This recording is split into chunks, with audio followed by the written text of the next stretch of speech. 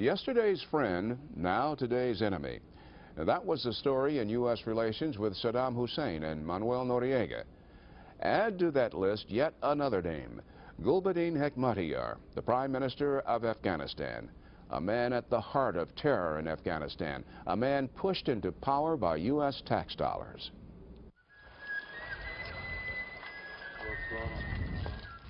Kabul, Afghanistan. Once a city of roses and minarets. Now a scene from hell.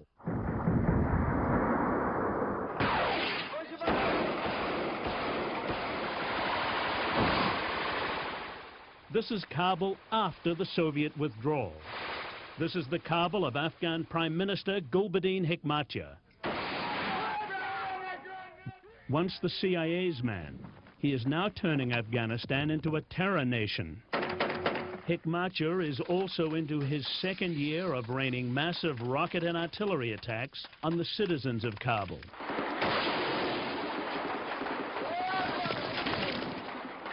It is from this chaos that the Afghan Prime Minister is able to recruit and train international terrorists, seeking out fighters ready to die for jihad. Who is this man, Prime Minister Gulbudin Hekmatyar, destroying his own capital, encouraging Islamic radicalism around the world? Gulbudin Hekmatyar is a creation of the intelligence services of the United States and Pakistan. His success, the result of the $1 billion he received from the CIA to fight the Soviets. U.S. support for Hekmatyar grew out of a desire to pull the Soviets into their own Vietnam. The CIA's overall strategy was a brilliant success. After 9 years of fighting, the Soviets bogged down in their own quagmire. The last Soviet troops pulled out in 1989. While the overall achievement was noble, tactically some errors were made. Some significant errors were made along the way. Error number one. Largely ignorant of Afghanistan, the CIA under President Reagan turned to Pakistan to take charge. The key here is that most American assistance to the Mujahideen was funneled through the Pakistanis. The Pakistanis showered Gulbudin Hekmatyar with U.S.-provided weapons and sang his praises to the CIA. They had close ties with Hekmatyar going back to the mid-1970s. Hekmatyar's Islamic fervor played well with the fundamentalist powers of Pakistan. Their approach was that the assistance would be funneled to those groups that were fighting most effectively against the Soviets. They made the case that Hekmatyar's group was doing that. That was error number two, buying Pakistan's line that Hekmatyar was effectively fighting the Soviets. In 13 years, Hekmatyar scored no significant battlefield victories and sustained several serious losses. Gulbudin is not a battlefield commander. He is a political leader, first and foremost. Error number three. Washington chose to ignore Hekmatyar's political agenda, his long-standing promotion of Islamic revolution and the use of terror. As early as 1981, Afghans from other resistance groups were coming to Washington and telling the stories of Gulbudin's willingness to have people killed. They told this to government officials, to members of Congress, to anyone who would listen. It was really not a secret. The CIA turned a blind eye to Hekmatyar's human rights abuses, which were a matter of record. During this time, Hekmatyar made no secret of his contempt for the West, and the United States in particular. He's made anti-Washington, anti-United States comments for a number of years publicly. In 1985, Hekmatyar came to the United States on a CIA-paid trip, but he pointedly refused to meet President Reagan, the chief supporter of the Afghan resistance. Another key supporter of the Afghan resistance, Senator Gordon Humphrey, warned Secretary of State James Baker about Hekmatyar in a 1989 letter.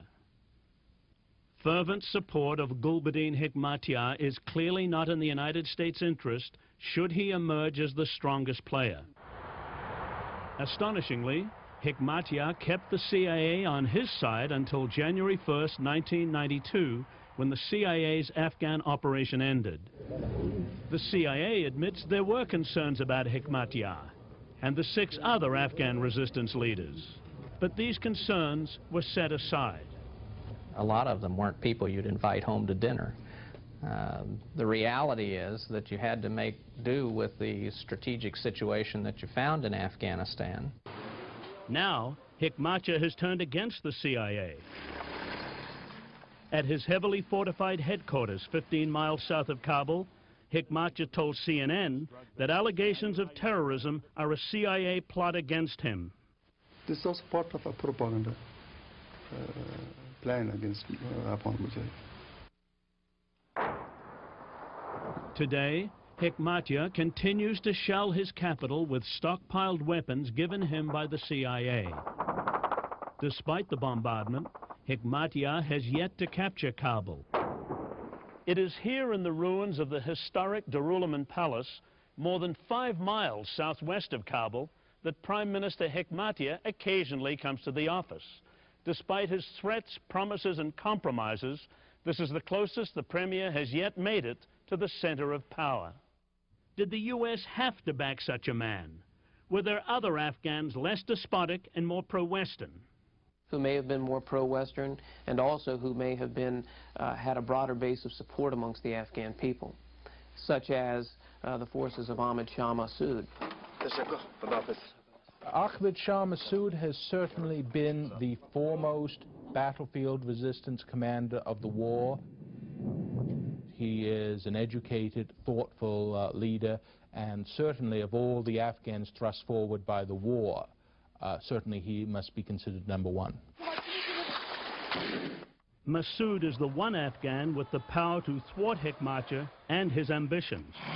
Starting with a handful of supporters at the beginning of the war, Massoud fought off 9 major Soviet offensives aimed at destroying him. Yet, the CIA largely ignored Ahmad Shah Massoud during the war.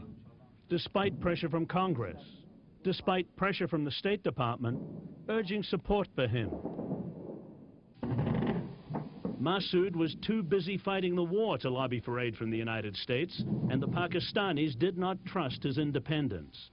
But in the end, Massoud was so successful in fighting the Soviets that the Wall Street Journal called him the Afghan who won the Cold War. In the end, it was Massoud, not Hekmatyar, who liberated Kabul from the communists. His forces now control the key installations in the capital. Massoud told CNN he emphatically opposes Hekmatyar's terrorism and always has. From the first days of the war, Hekmatyar advocated terrorism. From the beginning, I was against terrorism. This argument was the origin of the split between us.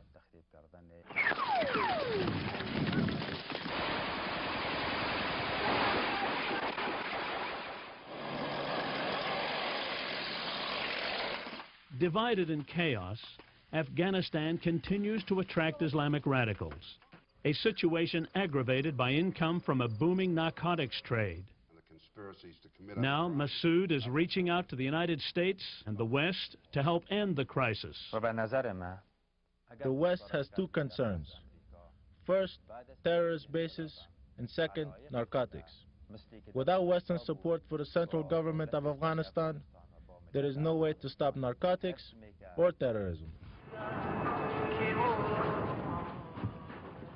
The United States cannot afford to ignore Afghanistan. Instability in Afghanistan is not in the interest of the United States. It is in the interests of those who promote Islamic revolution. We ignore Afghanistan today really at our peril.